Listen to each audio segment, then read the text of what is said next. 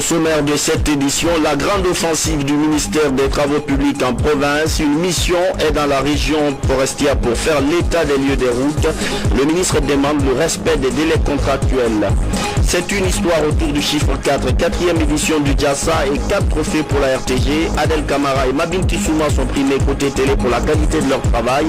Et vous aurez tout à l'heure la signature du cadre d'investissement autour des blocs 3 et 4 du Mont-Simandou. Bienvenue dans cette édition. C'est une étape importante autour des blocs 3 et 4 de Simandou. La signature du cadre d'investissement, c'était aujourd'hui. Il s'agit d'un projet estimé à plus de 20 milliards de dollars. Pour le chef de l'État, je cite, ce projet est une priorité nationale qui va au-delà des mines et qui aura des répercussions pendant des générations. Nous reviendrons tout à l'heure sur cet élément. Dans les prochains jours d'ailleurs, il faut dire que ce cadre d'investissement sera soumis à l'Assemblée nationale pour examen et ratification. L'Assemblée nationale justement qui vient de se pencher sur l'adoption de 5 lois. Une d'entre elles porte sur l'exemption de visa entre la Guinée et la Turquie. Une autre sur la protection de l'environnement. Le point complet avec François Lamar. Et les deux autres à la majorité des députés présents. La première loi concerne la ratification du traité révisé de l'OADA, l'Organisation pour l'harmonisation des droits des affaires en Afrique. L'article 2 du traité révisé couvre par exemple l'ensemble des règles relatives aux droits des sociétés et au statut juridique des commerçants, au recouvrement des créances, aux sûretés et aux voies d'exécution, aux droits de l'arbitrage, mais aussi aux droits du travail. Aussi, dans le but de l'exemption de visa pour les titulaires des passeports diplomatiques entre la Turquie et la République de Guinée, les députés guinéens ont voté la loi autorisant la ratification de l'accord portant l'exemption réciproque de visa pour les titulaires de passeports diplomatiques entre les deux pays. Les députés sont partis du fait que cet instrument juridique, une fois opérationnel, pourrait faciliter le mouvement des détenteurs du document sans faire recours aux procédures d'obtention de visa parfois contraignantes. Ils ont par contre interpellé le gouvernement guinéen sur la nécessité de négocier d'autres conventions afin d'élargir l'exemption de visa aux détenteurs de passeports ordinaires, mais aussi à la suppression de visa tout court. Ces accords similaires négociés et signés existent déjà entre la Guinée et plusieurs autres pays, la Russie, l'Ukraine, l'Algérie, le Maroc et l'Afrique du Sud. D'autres négociations seraient projetées entre la Guinée et la Chine, le Brésil, le Venezuela, dans l'optique de promouvoir et de renforcer les investissements privés entre la Guinée et l'Inde. Les députés guinéens ont ensuite adopté la loi portant mise en place d'une commission mixte, cet espace pour discuter des possibilités d'investissement indien en Guinée, mais aussi d'explorer des opportunités d'investissement pour les Guinéens vivant en Inde. Nous avons noté toutes les suggestions intéressantes qui ont été faites par les honorables députés et nous allons les intégrer dans l'application des accords qui seront ratifiés par le chef de l'État. Ils ont mis devant l'intérêt de la Guinée. Personne n'a dit créer de l'opposition, personne n'a prouvé créer de la mouvance. Après des débats aussi, les députés ont adopté à l'unanimité de loi la loi portant ratification du protocole de Nagoya sur l'accès aux ressources génétiques et le partage juste et équitable des avantages découlant de leur utilisation relatifs à la Convention sur la diversité biologique. La dernière loi adoptée porte sur la Convention de Minamata qui a pour objectif de protéger la santé humaine et l'environnement contre les émissions et rejets anthropiques de mercure et de composés de mercure en Guinée. Nous discutons tous les aspects de convention, des projets de loi avec objectivité et à la force des arguments, mais ce qui compte, c'est l'amendement individuel de chaque député, l'apport général des groupes. Ce sont ces positions-là qui convergent vers le bon sens et qui démontrent effectivement à suffisance que l'intérêt supérieur de la nation doit être défendu. Il n'y a pas eu de désaccord entre nous. Tous les textes qui ont été soumis ont été approuvés par l'ensemble des députés. C'est vraiment une chose à saluer. D'autres accords et conventions sont également en instance à l'Assemblée nationale pour leur examen et adoption. La BAD, Banque africaine de développement, a 50 ans d'existence, un cinquantenaire célébré sur fond de concertation. L'institution vient de tenir ses assemblées annuelles au Rwanda. C'était du 19 au 23 mai. La Guinée a pris part aux travaux, mais sur quoi et avec quel impact? Élément de réponse dans ce compte rendu de Alassane Djogobari. La BAD, 50 ans après sa création, qu'est l'Afrique, nous voulons, tel est le thème central de ces assemblées annuelles tenues à Kigali. Le choix du Rwanda pour abriter ce forum avait une double symbolique. C'est le pays d'origine du président de la BAD, Donald Kaberuka, mais aussi le Rwanda est un modèle de développement connu par les institutions de financement pour sa discipline et la transparence dans la gestion des biens publics.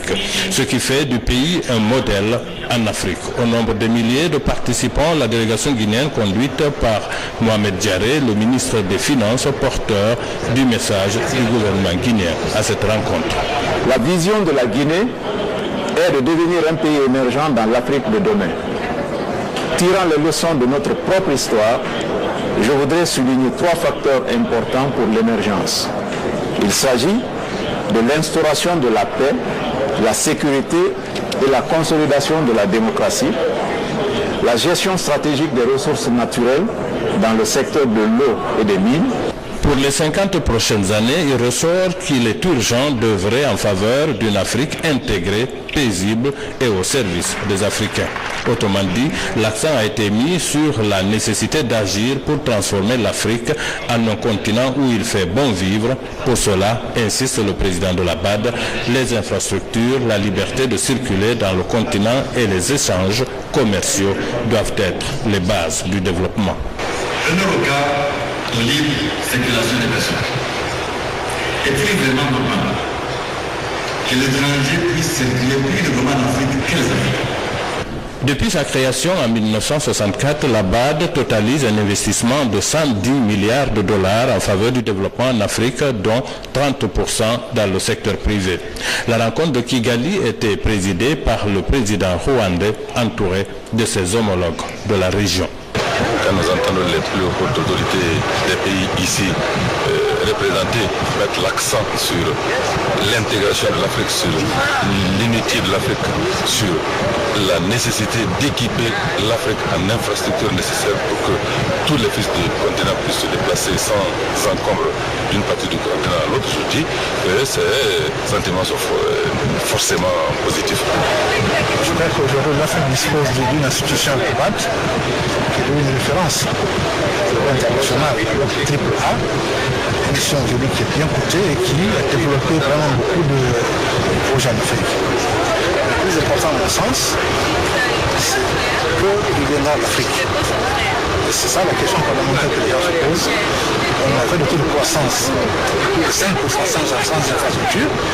Imaginez-vous le jour que nous avons ces infrastructures-là, quelle sera cette croissance?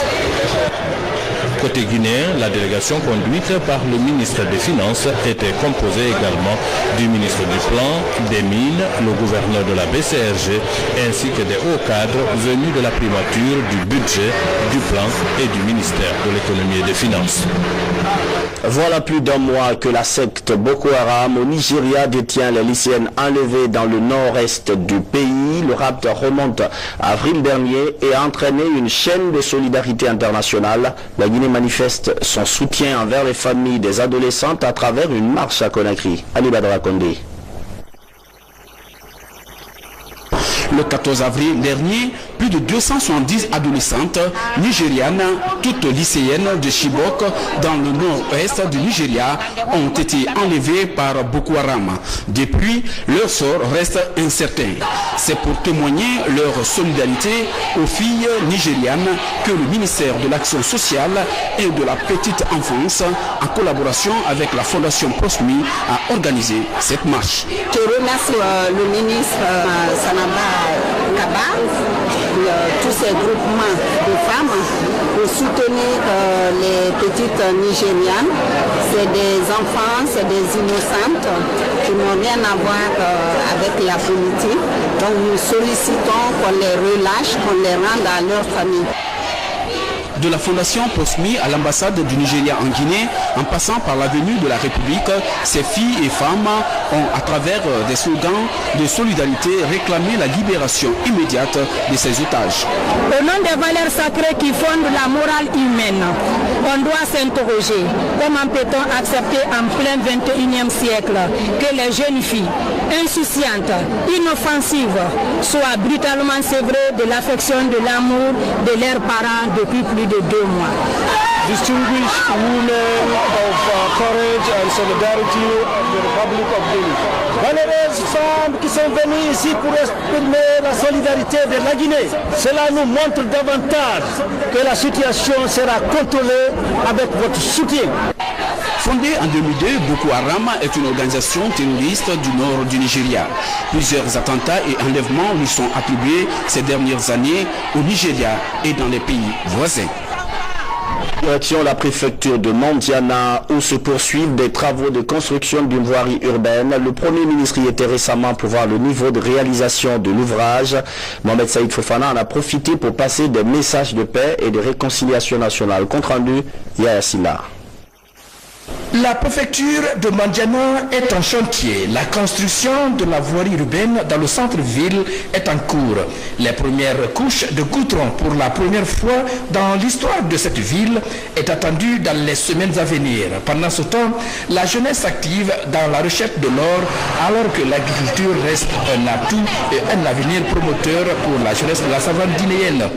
Le Premier ministre, chef du gouvernement, en foulant le sol de Ouassolo, était déjà rassuré du climat de quiétude et de paix restauré grâce à la rencontre des fils et filles de Mandiana au début de ce mois. Nous sommes les initiatrices et actrices de l'organisation du Forum de réconciliation grâce aux multiples efforts de l'autorité préfectorale qui vient de se tenir à Mandiana et qui a permis d'aplanir tous les différends qui gangrenaient la vie sociale au sein de nos communautés. Nous sollicitons que le SNAP soit autorisé à réaliser des forages dans les quartiers. 2. L'arrêt des travaux de reconstruction de la grande mosquée que votre gouvernement a bien voulu accorder aux fidèles musulmans de la ville, avec pour corollaire la prière sous le soleil et la pluie ces derniers temps. 3. La lenteur des travaux de bitumage de 5 km de voirie urbaine attribués par l'État, pendant que nous voudrions solliciter de votre haute bienveillance l'augmentation du nombre de kilomètres en raison de la position de Mandiana aux portes des deux républiques sœurs du Mali et de la Côte d'Ivoire. La préfecture de Mandiana, complètement acquise à la cause du professeur Alpha Condé, a réitéré son soutien inconditionnel aux idéaux du changement du président de la République. Le chef du gouvernement a exprimé l'engagement du professeur Alpha Condé à travailler pour le bien-être des Guinéens. J'ai compris les problèmes qu'il faut aborder ici. On a parlé de problèmes d'eau, on a parlé de l'achèvement de la grande mosquée, on a parlé de problèmes d'accès à l'énergie, l'amélioration de l'infrastructure routière, notamment les pistes rurales, et le problème d'emploi des jeunes. Les femmes aussi ont ajouté une note personnelle relativement à leur autopromotion. Je voudrais vous dire que nous avons entendu et compris. J'ai appris avec beaucoup de joie le fait que vous vous soyez retrouvés ces derniers temps, entre le 15 et le 17, pour exhumer tous les différends qui existaient entre les différentes communautés.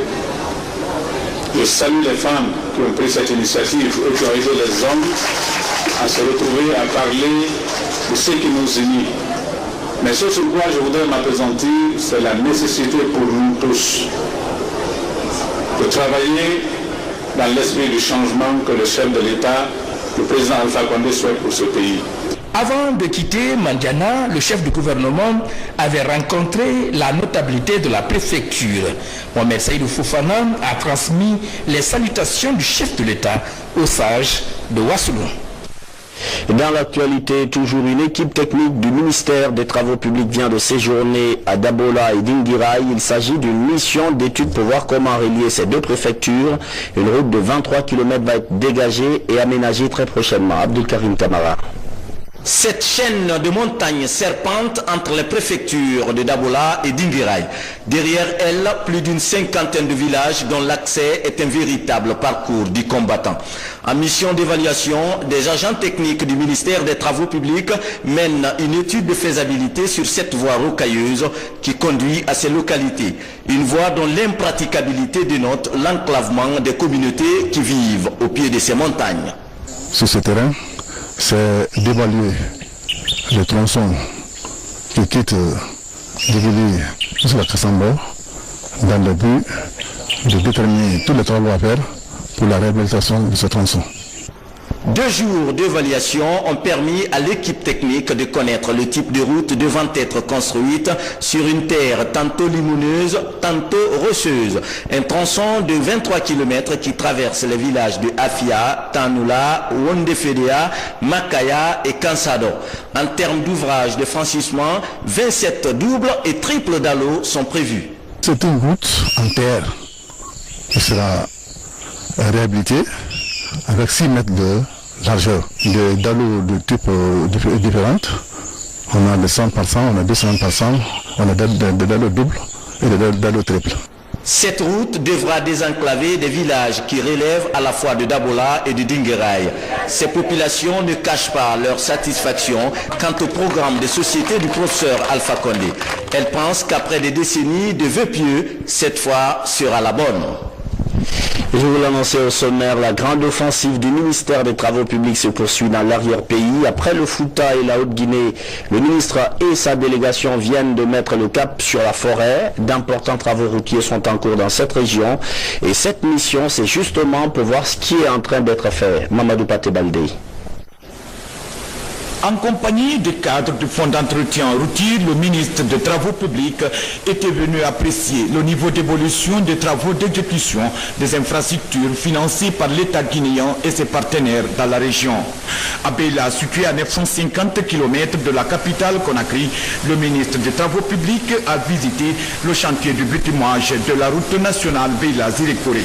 Ici, les travaux exécutés par l'entreprise Satom font la fierté de la mission. Satisfaction, et la pause qui est en train de faire, c'est encore une satisfaction. J'ai vu un seul ouvrage qui n'est pas dans les dimensions parce que les diamètres qui sont posés ne correspondent pas à la quantité d'eau qu'il faut évacuer au bassin versant. On a tous les matériaux, on a tout ce qu'il faut.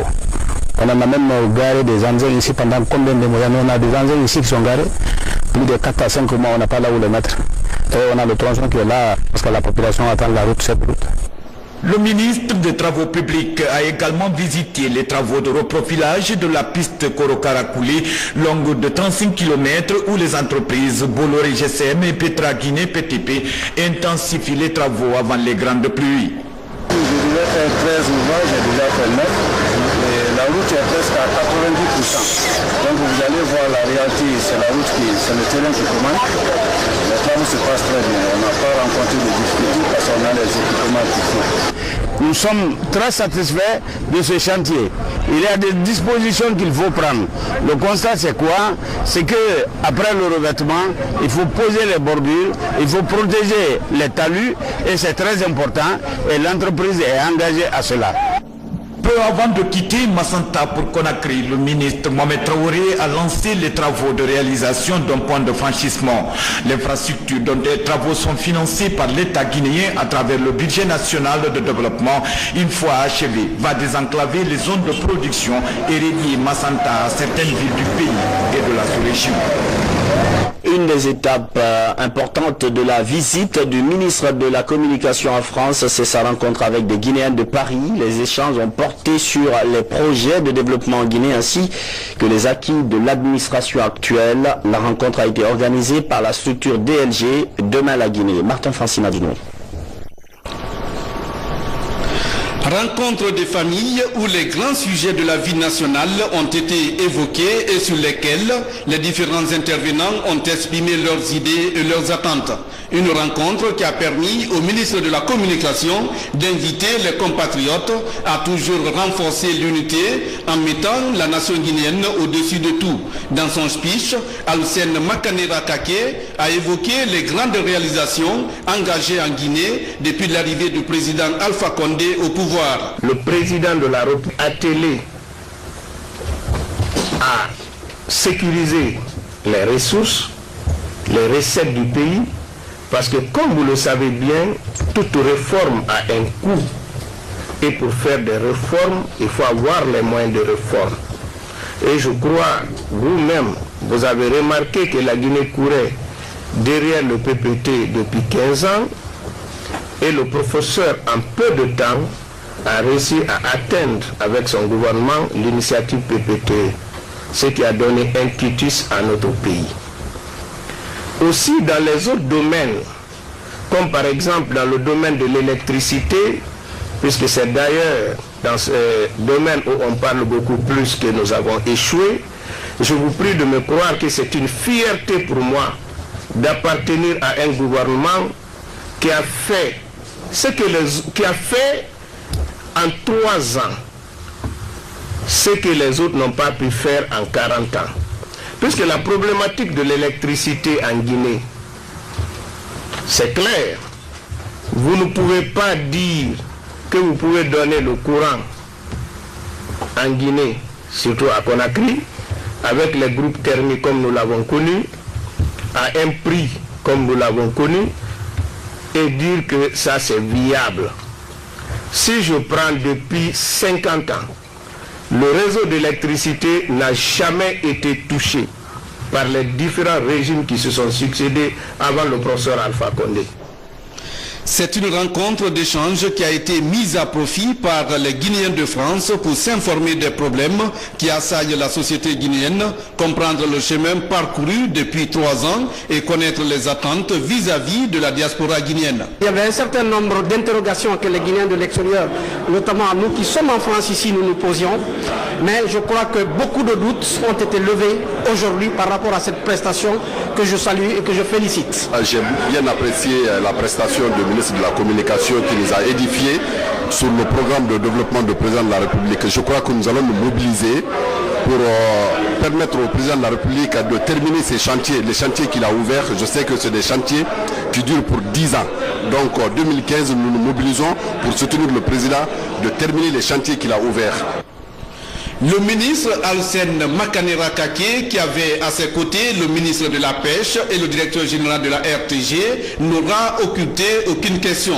Son objectif étant de susciter un échange d'idées, que tous les intervenants s'entendent sur leurs différences, l'essentiel étant de privilégier l'unité et le développement de la nation. Tout à l'heure, vous aurez un plus grand format de cette rencontre d'échange en fin d'édition dans la rubrique Info Plus. Décembre 2010, mai 2014, l'aventure dure depuis presque 4 ans. Plus de 3 ans de changement, d'investissement majeur pour améliorer la vie des Guinéens. La Troisième République a posé des actes, mais également fait face à beaucoup d'autres défis. Voilà le constat fait par la section RPG Arc-en-Ciel du quartier Béanzin d'Amatoto. Ses membres sortent d'un meeting rappelant les acquis du régime du professeur Alpha Condé. Compte rendu, ça marathon. Forte mobilisation des militants du RPG Arc-en-Ciel du quartier Béanzin dans la commune de Matoto. Ils sont venus exprimer leur soutien au président de la République, le professeur Alpha Condé. Sa réélection aux futures échéances présidentielles de 2015 est leur objectif. Nous avons initié ce meeting pour faire croire au peuple de Guinée que le RPG est vivant et la vivacité va de jour en jour à l'avance. L'engagement de ces militants émerveille les responsables de la mouvance présidentielle. Le deuxième mandat sera consacré justement à un développement rapide, une croissance rapide à travers les grands projets, les grands chantiers en perspective. Tout parti politique doit se mouvoir, mais en respectant la loi. L'Assemblée générale est déjà installée. Les débats de rue sont transférés à l'Assemblée nationale.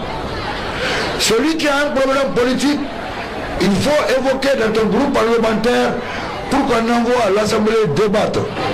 L'occasion pour la délégation gouvernementale d'expliquer à ces populations quelques acquis du président Alpha Condé au pouvoir depuis bientôt 4 ans.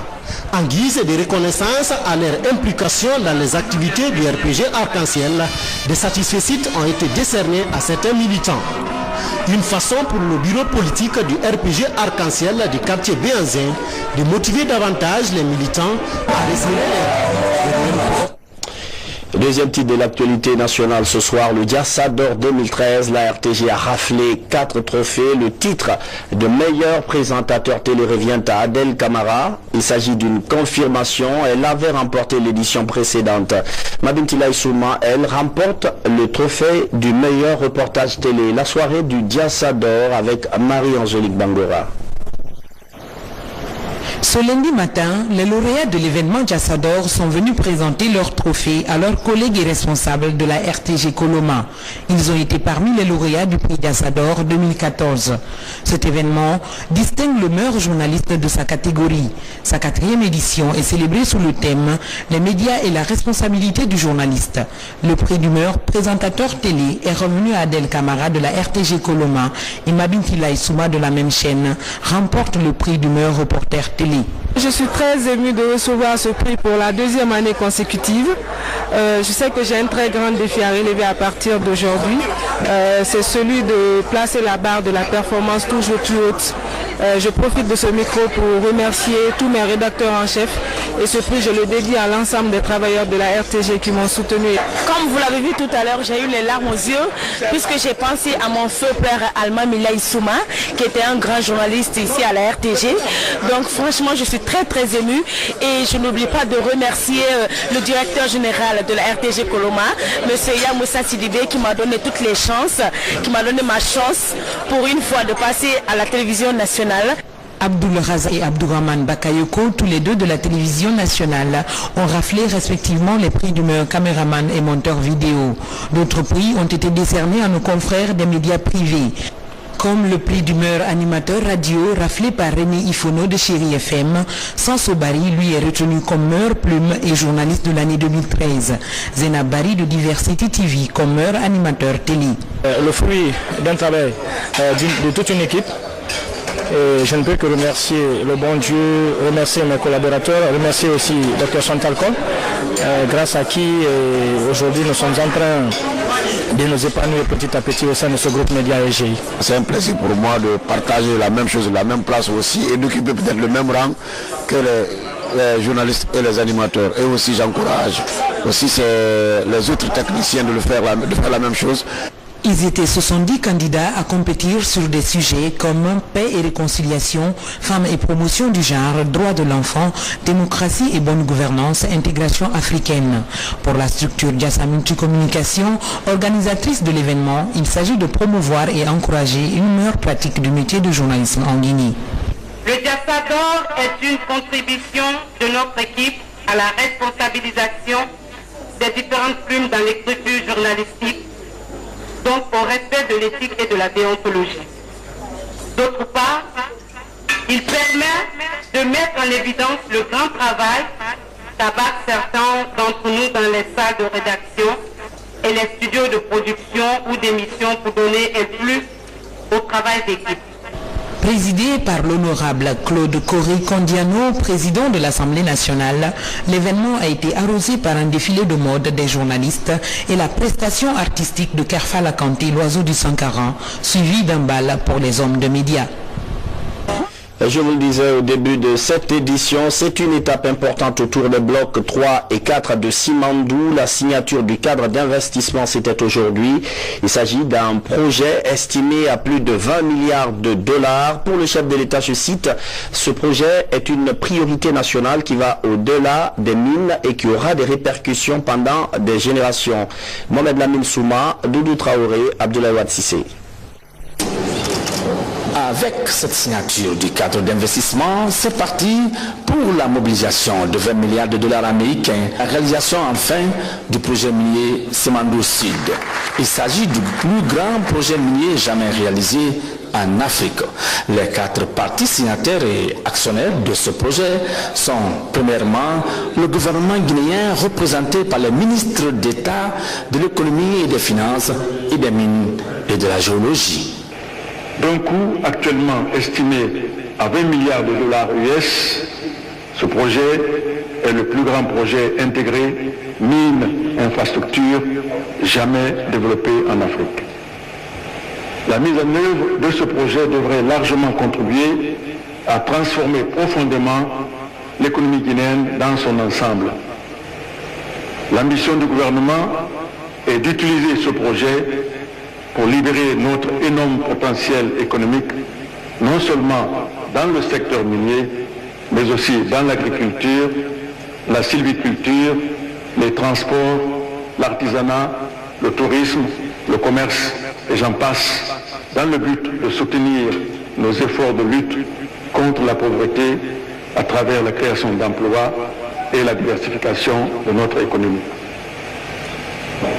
C'est conscient de l'impact de ce projet sur la transformation économique de la Guinée que dès les premiers mois de son investiture, le président de la République, le professeur Alpha Condé, a fait du projet Simandou l'une de ses priorités et n'a cessé de lui accorder une attention particulière.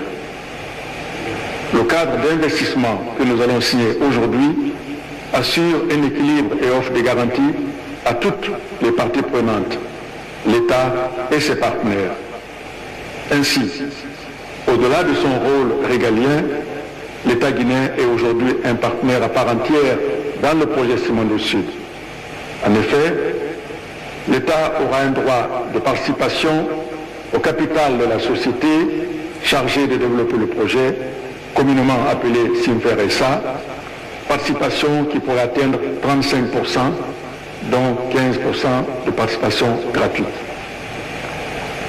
Ainsi, en sa qualité d'actionnaire de la société, la Guinée sera en mesure de recevoir des dividendes et de contribuer à la stratégie commerciale de l'entreprise au sein du conseil d'administration de la société. Sans compter les retombées financières liées aux impôts, taxes et autres redevances qui pourraient assurer à l'État dans les 10 prochaines années des revenus d'environ 4 fois le budget annuel actuel de la Guinée. Deuxièmement, le géant minier Rio Tinto. Avec la signature du cadre d'investissement, le gouvernement de Guinée devient actionnaire aux côtés de Rio Tinto, de la SFJ et de Chinalco. Je voudrais souhaiter au gouvernement de la Guinée la bienvenue en tant que partenaire à part entière au projet. C'est maintenant au peuple de Guinée de décider si le cadre d'investissement doit avoir force de loi. Récemment, je décrivais le projet Simandou à un ami. Étonné par son ampleur, il m'a dit que ça faisait penser à la construction des pyramides. Je lui ai répondu que c'était la même chose, mais en les construisant toutes en même temps. Les pyramides étaient pour les morts. Simandou est destiné aux vivants, à la vie d'un pays et de ses habitants, à leur avenir. Troisièmement, le géant chinois des mines Chinalco. Chinalco est une hyper grande entreprise d'État est l'une des 500 plus fortunes du monde. Le développement successif est conjoint par Rio Tinto, la SFI et Chinalco dans le projet Simandou pourra réaliser une méga fusion et une complémentarité mutuelle des avantages. Nous sommes convaincus qu'avec l'appui du gouvernement de la Guinée, le projet Simandou sera construit en conformité avec les normes internationales et deviendra un projet de classe mondiale et un modèle en Afrique pour que la population guinéenne de l'État guinéen puisse bénéficier du projet Simandou dès que possible, que les investisseurs du projet obtiennent un bon bénéfice et que le projet se réalise le respect de l'environnement, la sécurité et la relation gagnant-gagnant. Quatrièmement, la Société financière internationale, la SFI, une filiale de la Banque mondiale. Simandou est un projet extrêmement important qui va mettre en exergue la Guinée. C'est le projet le plus important qui s'est jamais fait en Afrique. AFC voit pour lui un rôle important de travailler de manière très étroite avec à la fois les partenaires du secteur privé et le gouvernement de la Guinée en vue de maximiser les bénéfices pour le peuple guinéen. Par exemple, AFC a travaillé avec Rio Tinto pendant de plusieurs années sur ce projet pour former et aider les entrepreneurs locaux qui, eux, vont pouvoir vendre des biens et services à Simandou et d'autres projets dans le pays. Il faut préciser par ailleurs que le gouvernement guinéen est accompagné dans cette belle aventure du développement de l'économie guinéenne à travers ce méga projet Simandou Sud par des partenaires que sont le PNUD, la Banque mondiale, l'Agence française de développement, l'AFD et la Banque africaine de développement BAD. Le secteur privé guinéen, invité à cette cérémonie, devra de son côté jouer un rôle moteur dans la mise en œuvre du projet minier Simandou Sud par le biais de la SFI. C'est une très bonne chose pour la population guinéenne dans la mesure où les années à venir, ce projet va générer des dizaines de milliers d'emplois. C'est aussi une aubaine pour la société guinéenne de se développer et de profiter de l'expérience de toutes les grandes sociétés qui viendront pour la réalisation du dit projet. Donc notre société, le groupe du COPRES, elle est entièrement prête à participer aux différents appels d'offres qui vont être organisés pour la réalisation de ces projets. Toutes ces dispositions ont été menées des mains de maître sous le leadership du président de la République, le professeur Alpha Condé, qui tient à donner un nouvel élan au secteur minier guinéen dans un partenariat gagnant-gagnant. Mesdames, Messieurs, ce projet est autant une opportunité qu'un défi pour la Guinée par sa complicité, son ampleur sans précédent dans le pays. Le défi immense qu'il représente n'est pas seulement celui des partenaires de Simfer. Il est aussi celui du gouvernement qui doit se doter de toutes les capacités pour pouvoir faciliter sa mise en œuvre. J'invite à cet effet le gouvernement à mettre en place, sous la présence des ministres d'État, ministre des Mines et de la Géologie, une commission interministérielle composée des ministres directement concernés par le projet, afin d'identifier et de prendre les mesures nécessaires à l'accomplissement efficace du projet par le gouvernement. Je suis convaincu que notre ambition est partagée par les partenaires de Simfer, que j'encourage à utiliser toute leur expertise et toute leur expérience pour la réalisation de ce projet dans les meilleurs délais. Je lance aussi un appel à tous les partenaires techniques et financiers à continuer à appuyer ce projet, qui est plus un projet de développement industriel et d'infrastructure d'une importance majeure pour notre pays qu'un projet minier classique. Ainsi donc, avec la création annoncée de plus de 45 000 emplois, la construction de 650 km de chemin de fer de la région forestière à la Basse-Côte, la construction de plus de 1000 km de nouvelles routes bitumées et améliorées, et le développement de nouvelles technologies, de la communication en Guinée par la fibre optique et l'accroissement net des revenus de l'État, on peut entrevoir un avenir radieux pour la Guinée tout entière. Comme l'a dit le communiqué de presse conjoint, la signature de ce projet marque une étape importante, établit les fondements juridiques et commerciaux pour la suite du projet. C'est la fin de cette édition d'information. Merci de votre fidélité à la télévision nationale. Restez avec nous tout à l'heure. Un grand format de la rencontre à Paris du ministre Makanera avec des Guinéens de Paris.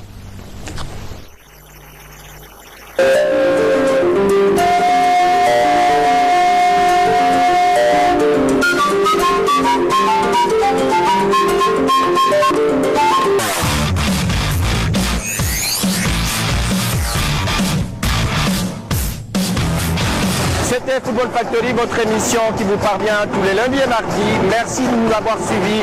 À bientôt chez vous.